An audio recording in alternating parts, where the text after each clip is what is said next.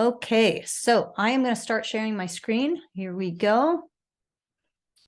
Those of you that are on here, you guys want to give me like a thumbs up or a yes, we're here, we can hear you kind of thing?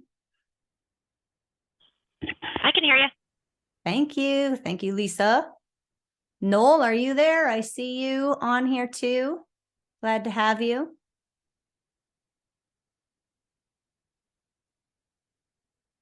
And are we seeing, Lisa, help me, the home selling workshop page? Yes, ma'am.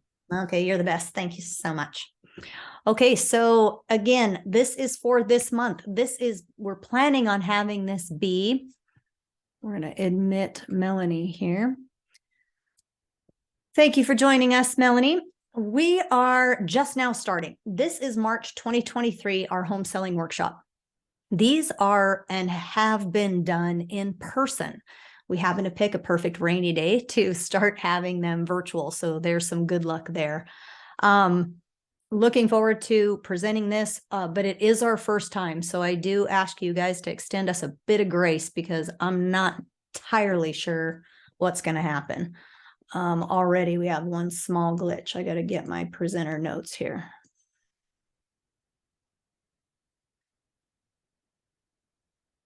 Okay. Okay, here we go.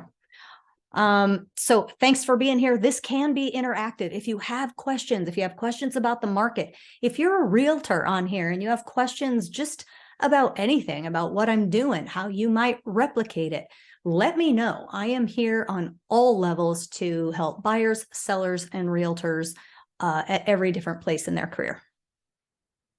My mission statement: to motivate, lead, and inspire people to create a better life for themselves through real estate. And I mean that means buyers, sellers, that means other realtors. We're here, but this data that we're given today should help you as a seller make an educated decision on moving forward or staying put, those sort of things. There isn't a question that's too hard. If I don't know it, we'll figure it out for you and make sure we get you an answer. As a leader, my job is to define reality. That is not realty, guys. That is reality. We need to make sense of these types of crazy headlines where, gosh, it's actually a little fuzzy. I even have my glasses on and it's a little fuzzy.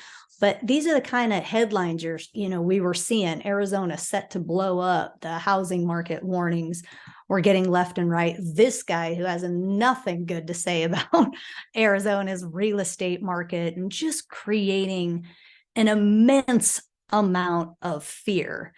And then we see this where, oh, the scary market crash forecast is debunked. So it's like, what the heck can we believe? What should we believe? And that I've taken that on, and that's why we do these, is to help you. Let's just have a real conversation around it. Let's figure out what is the best thing for you. That's what makes real estate so fantastic, right? It is the homes are always different, but the people are very much always different too. So people's needs are completely all over the place, and whatever yours are, let's get those answered today. So this is what we're going to talk about. These are the 5 topics, and the number one being how interest rates are affecting home purchases. The best graph I have seen for that is this one. And literally just 30 days ago, we were in the 5s for interest rate, right? Just literally 30 days ago. And that had strong demand, right? We had buyers. Things were going pretty crazy. Well, as these interest rates have gone up and up and up, the buyer demand has weakened. So now we're up above, just a little bit above that 7, and our buyers aren't as crazy. We actually just lost a deal today because the interest rate they didn't lock in the interest rate. Not sure why, but they didn't lock the interest rate in, and now they are losing their earnest money because they don't want to move forward with the interest rate being this much higher. And it's due to close next week, and they're losing their earnest money because of that. So that is what's happening, and this is the best way to describe it. with this graph. And so let's look at those interest rates and I think this is kind of a big thing too. The news you're hearing, so whether it's good, whether it's bad, that's sort of why these interest rates are fluctuating. How can they do that? Like, how can it go based on the news as opposed to just what it has done for the past 50 years?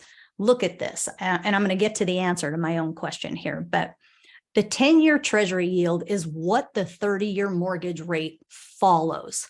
You can see it's followed it straight up in the past 30 days. This is what it's been. This is comfortably, you can talk like this. And over all these years, the average spread between that 30-year mortgage rate and that 10-year treasury yield has been 1.72. So this is that they flow, I mean, look at the graphs, they're identical, right? They flow with each other. That's how it's been for a long time, with the average being 1.72.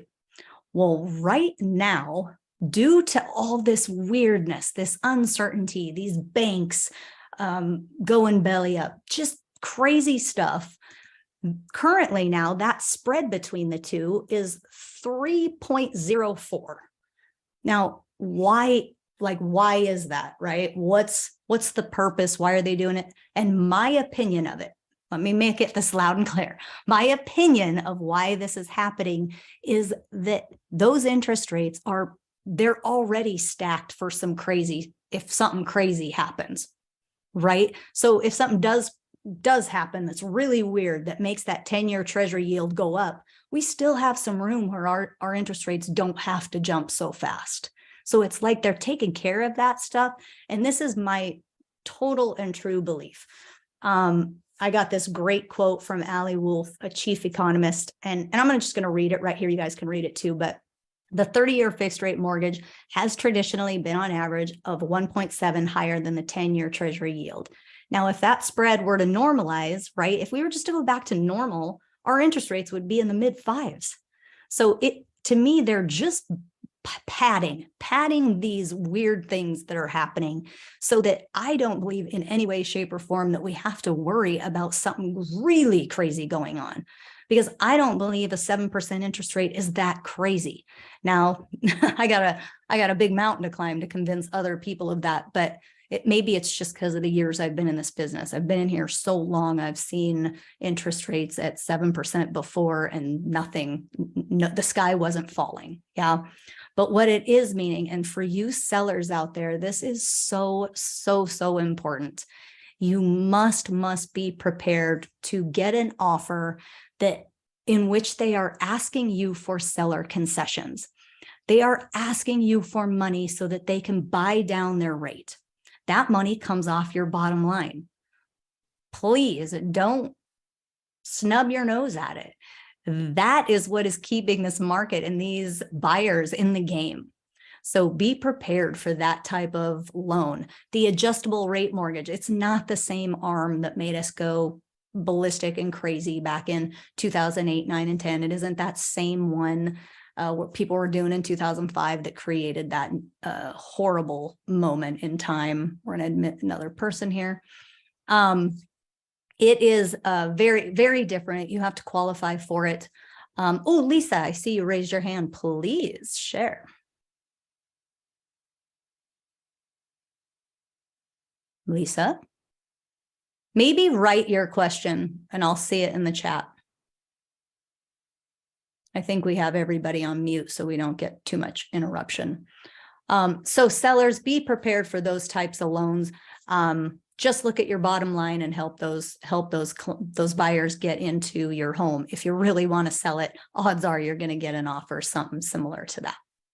All right, so moving on, let's look at the current real estate market. And those of you that are in the room right now, you gave us your address. So some of you are in Cave Creek and some of you are in Scottsdale. So we're going to focus a little bit of this, as you'll see later, of those two areas specifically. Moving on. Here is, oh, you know what? I want to go back to this. Inventory levels. So we have interest rates. Now inventory levels seem to be the conversation. Now there's a few realtors I follow that are outside of this Phoenix, our greater Phoenix area, that I listen to what's happening in their world. So Southern California, lots of homes getting multiple offers again. Crazy, but it's happening. Here, we're getting a couple homes where it's multiple offers again. All that's happening is inventory levels are lower than what they would be in what we would consider a normal year. And a normal year is not 2020, it's not 2021, and it's not 2022. If anything, we're going to be looking at 2018, 2019 as normal years. So jumping over here, if you take a look, and this is across the country, okay? This is not hyper local. This is across the country. You see 2017, 18, 19, those are what I would consider normal inventory levels. And then you can see what has happened. Now, while we're increasing our inventory, we are nowhere near what a normal rate would be in this country. Okay, now the fun thing that I have for you guys is to look at your specific areas. So let's look at Cave Creek. Now, these little graphs, don't worry about them. They're meant to look like this. But the point here is these are the number of homes on the market, active listing. Okay, and you can see this was 2019. This is when they started looking at them in 2018. This was the beginning of 2020 before COVID. Well, look where we are right now. So where we looked at the graph before across the country, Cave Creek falls right into that exact same space. Yes, we're on the upswing. We have more inventory available, but we're nowhere near what would be considered a normal market. Now let's look at Scottsdale. Same exact thing. Follows exactly what's happening across the country. Our inventories are here. Now, what I do like is we're more than we were at the beginning of the year, right? Here and in Cave Creek, we're more than we were at the beginning of the year. So it's trending in the appropriate direction, the direction that is good for the market, good for the environment, so that we don't have some crazy blow up, because it is the lack of inventory that has kept us from literally having things spiral out of control. So don't be upset when you see this. It's a super good thing. The obvious next question then that comes to anybody's mind is, okay, well then how is this affecting our prices? Right. Thanks for the inventory levels. We see that we're not quite there. Great for you sellers, right? Because that still means we're in a low inventory, which means your prices shouldn't have to come down too much. And I believe, with everything I know, I believe that we have seen the decline that we're going to see in your values. We can take that to the bank. I may be wrong. I don't have a crystal ball, but I believe, and I'm going to show you the decline. I'm going to show you that here in a minute. But I believe we have seen what we're going to see, and we're done with it. That values are going to now level off. That's my belief. So, but what drives home prices? It always will be supply and demand. So whatever you think of Dave Ramsey, I fully believe in this. The root issue of anything of value, it comes from simply how much supply is there and what is the demand for it. And I'm going to use what we have access to as realtors, a fabulous group of people at Cromford. There are some realtors, myself included, that really take advantage of this. We're members of it. We subscribe to it. They don't give this information to the public. They give it to us realtors. It is something that these folks, they are brilliant mathematician people, and they take our MLS and the data, all that data that you can get, and they come up with, I realize this is somewhat of a boring slide, but it's there for a very giant purpose. what I want you to take from this is, because I'm going to jump over to the Cromford and I'm going to show you your two areas, Cave Creek and Scottsdale, and I'm going to show you the Cromford index. And what I want you to hear is this down here.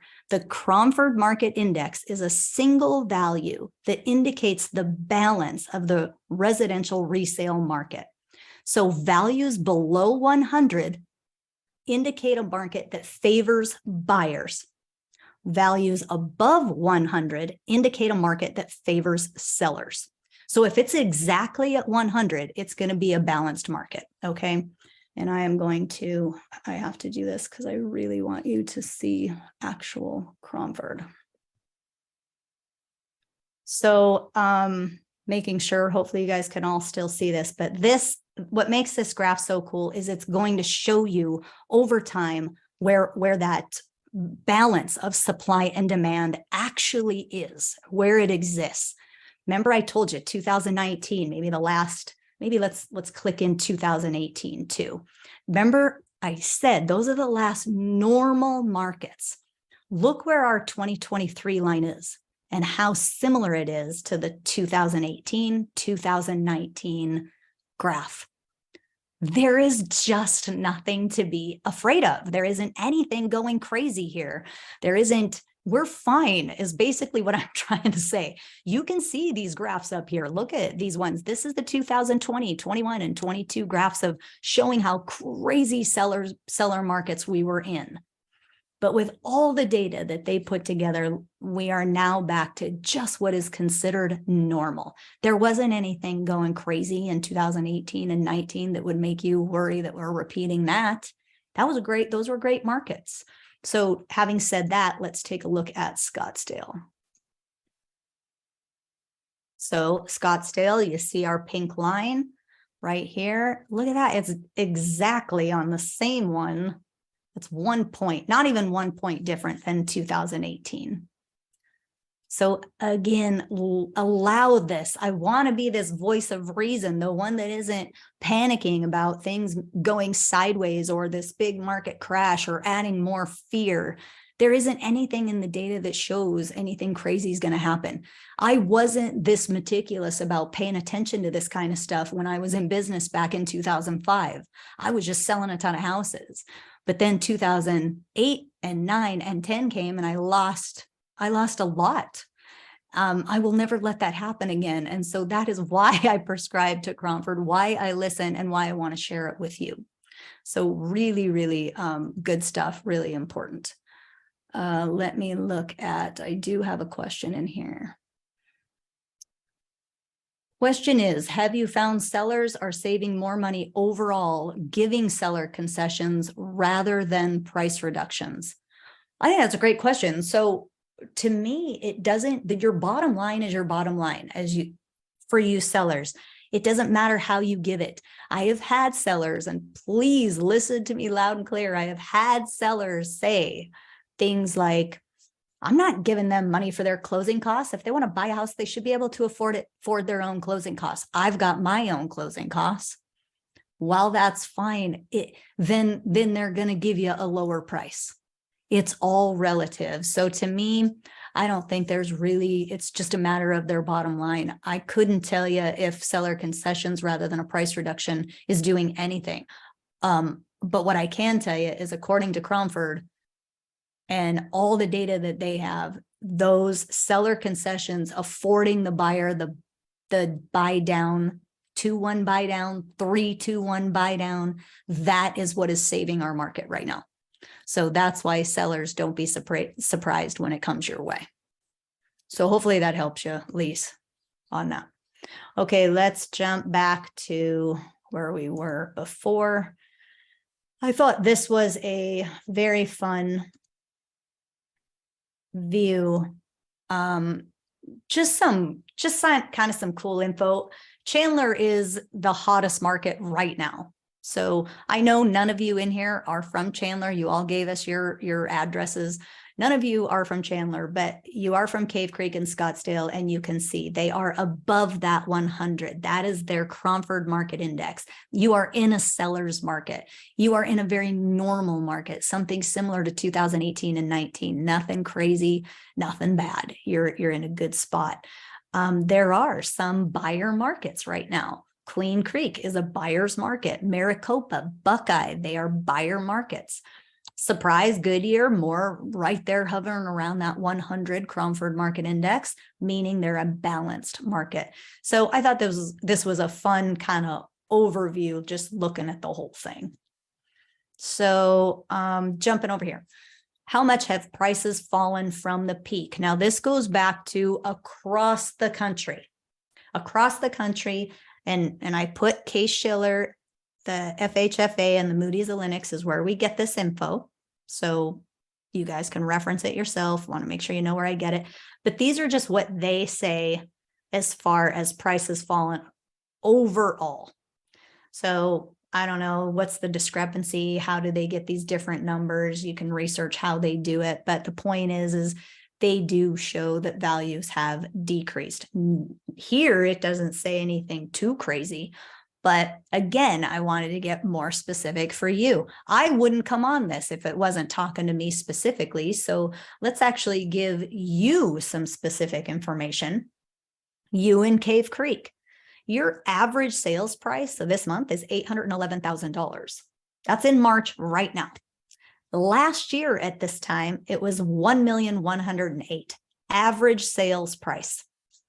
So our decline year over year has been a 27% drop. That's big. It's bigger than what they were saying on their graph, right? Something you should know before you meet with your realtor, right? Before you meet with someone coming in, it is important that you know we're not talking about the same price we would have been talking about last year at this time. Now, also, before anybody, no panicking here. It isn't just across the board. So if you know the value of your house last year, don't just take 27% off of it and think that's your value right now. Things are specific, house specific, upgrades, updates, lot size, square footage size, 2-story, single story. There's so many factors. So please, please don't just take this and that's your value and then you throw moving out the window. Just use this as a base, knowing that the home's going to be worth less than it was a year ago. But you would want us or somebody to come in there and share that with you more specifically. Yeah, now let's jump over to Scottsdale. So your average sales price in March of last year was $1,131,000, almost $132,000. And the percentage change, because now this month is down 10%. So you're about $100,000 difference, a little bit more. So again, prices have decreased without question, but it's that inventory that will make sure it doesn't continue to go down the tubes, right? Our inventory levels they're low right now. So it's keeping it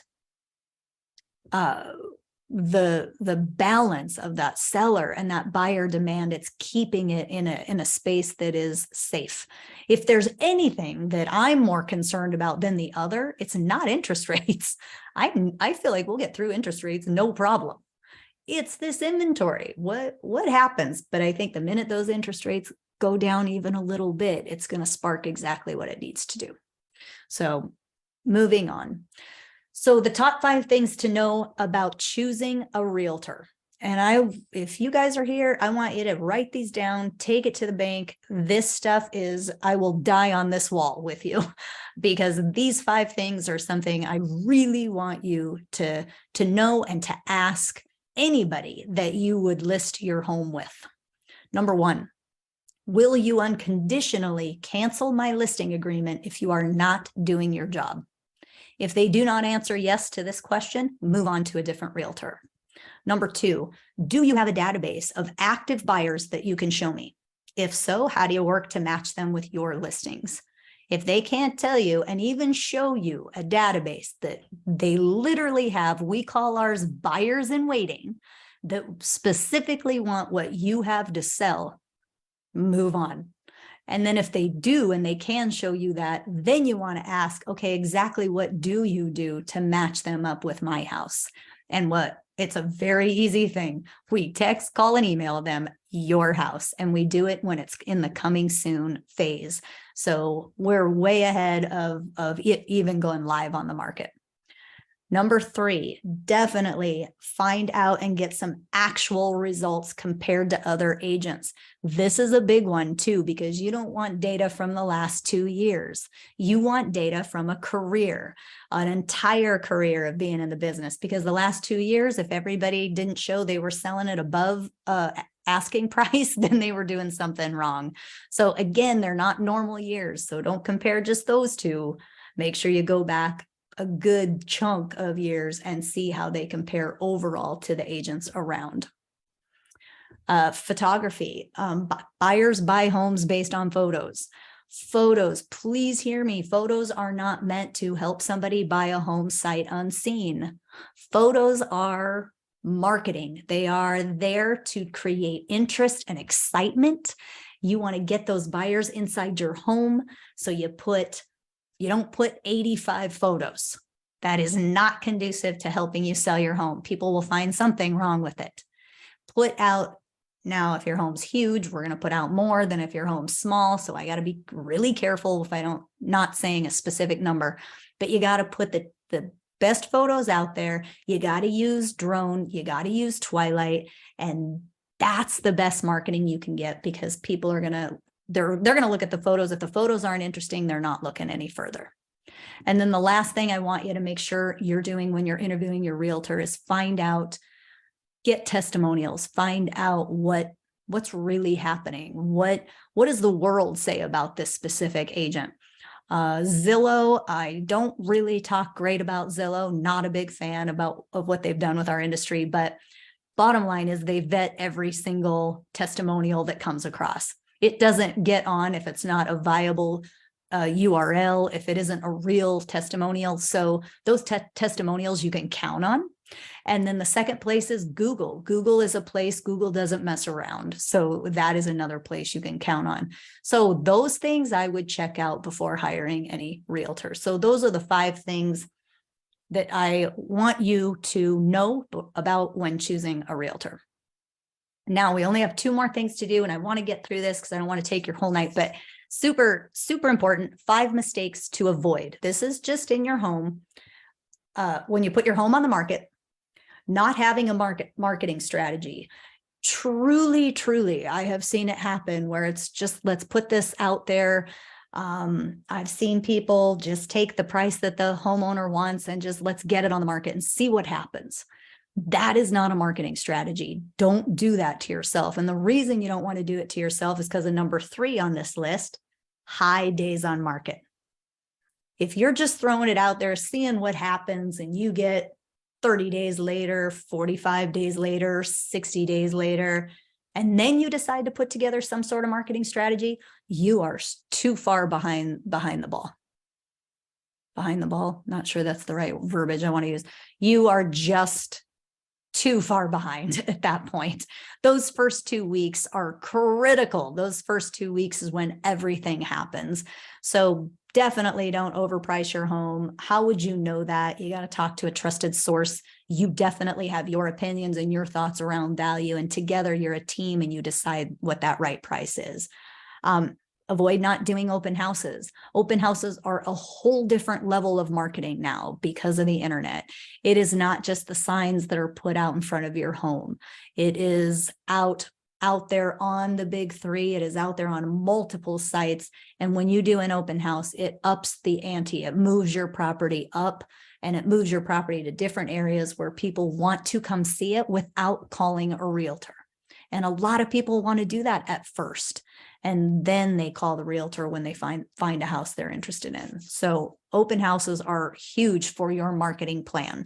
And then the last thing, And I have a few sellers who have wanted this over the years, and it's not having a sign in a lockbox. And sometimes they have some really deep reasons on why they don't want to have it. So that's a conversation to have if it's a unique situation.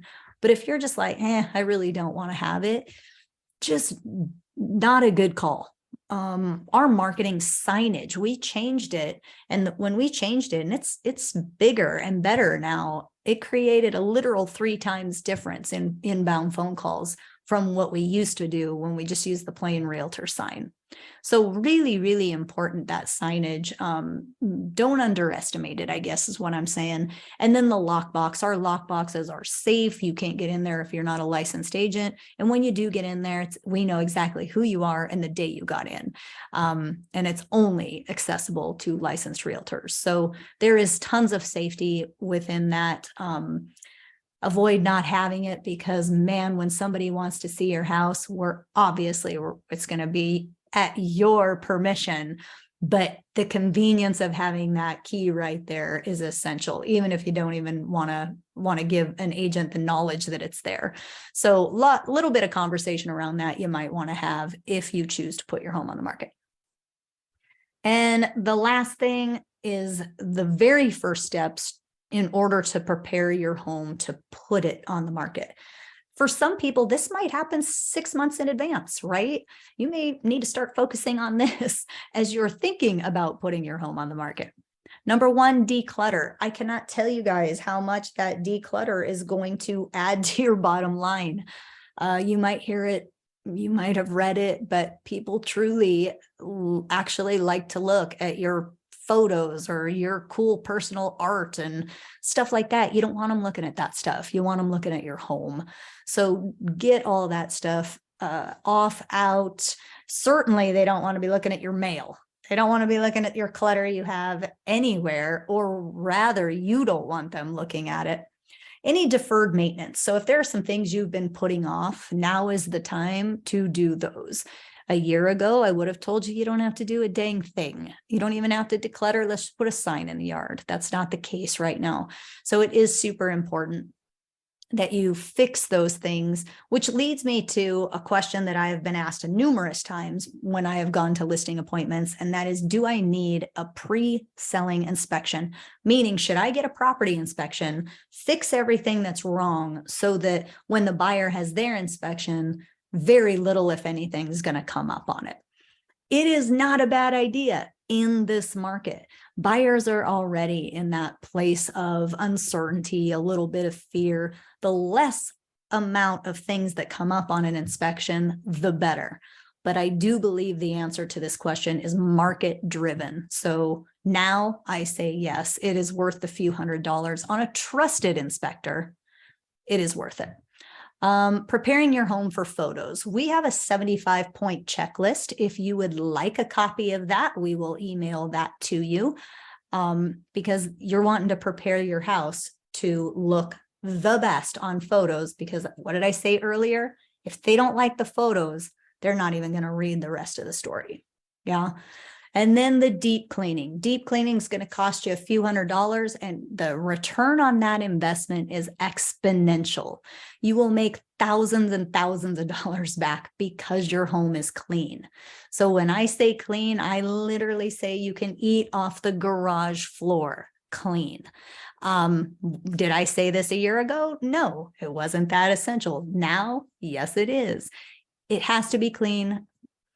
Cleaners are not all created equal either. So if you need great people, we have all of this, right, to help you with anything you need.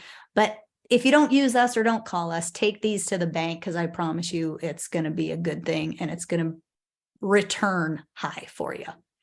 So in the end, these are some parting thoughts I want to give you that make it maybe easier again for you guys to make the decision whether you want to sell or not. Maricopa's unemployment dropped to 2.7 in December. 93,700 statewide Arizona jobs were added year over year. The greater Phoenix area, as I told you earlier, is back in a seller's market. We're tracking more 2015. This is again from Cromford. So they even went back to 15. That's what it's tracking, not 2021 or 2022. Now, these recent mortgage rate increases could slow down the demand. They already are. We know that's happening, but the rate buy down, the second point there, that's what's keeping buyers in the game. So be prepared for those sellers, be prepared to give seller concessions. It's just the way things are happening right now. I already told you about the 3 buyer markets left: Buckeye, Maricopa, and Queen Creek. Far less downward pressure on price because so few homes are hitting the market. Cash buyers have completely retreated. You're seeing a lot of FHA now, buyers stepping up. And the mortgage insurance premium has reduced on an FHA loan. That happened in February. That's good news for FHA buyers. Owner occupant sales are back in the normal ranges, and the spring buyer season is upon us. Spring is when things happen the most around here. And some of you, if you think summer, it doesn't. Summer, it does. Just because it's hot here, it's still when families are moving. So summer is a hot time. Spring, summer, fall, then winter. Owners with a 2-year plus ownership will still close with significant profits. And that is something to really understand if you've owned your home longer than 2 years. That while it has declined a bit, it hasn't declined excessively. You still have 19% plus, right? Plus 19% equity. If you've owned it for 4 years, you're at 62%. For 6 years, you're looking at an 85% in equity. So that's good stuff for the last, and that's not what we had during the Great Recession, 2008, 9, 10. Nothing like that was happening. That's what created the foreclosures. We are not in that right now. For the next 3 to 5 months, at least, year-over-year appreciation rates will be negative. This is where, there's the decline. They feel like the decline is still there or leveling off. Because even if prices stabilize or rise, because all these comparisons are going to be back from the first half of 2022, which was absolutely crazy. Which it only matters to sellers who have owned their home for less than 2 years. Probably you're not on here and you're probably not even listening to this about selling your home if you just moved in the past year. So the leading metrics in the greater Phoenix do not support a continued downward pressure on price to the same degree as the last half of 2022. So that's it, folks. That is a total of 38 minutes, pretty much perfect. Does anybody have any questions? Anything? I'm not seeing anything in the chat right now, but if you want to raise your hand, or Alan will unmute everybody. If you guys have questions or anything, I'm happy to hear and help and answer to the best of my ability anyway. Noel, did you hear? Were you there?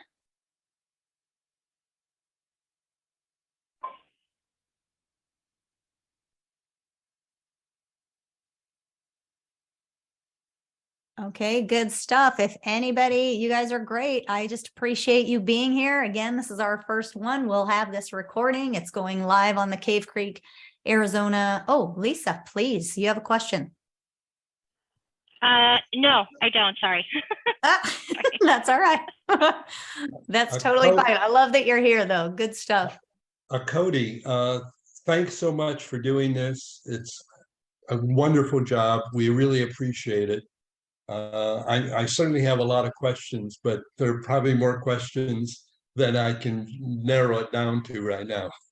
Fair enough, Noel. And we are always here for you. Thanks.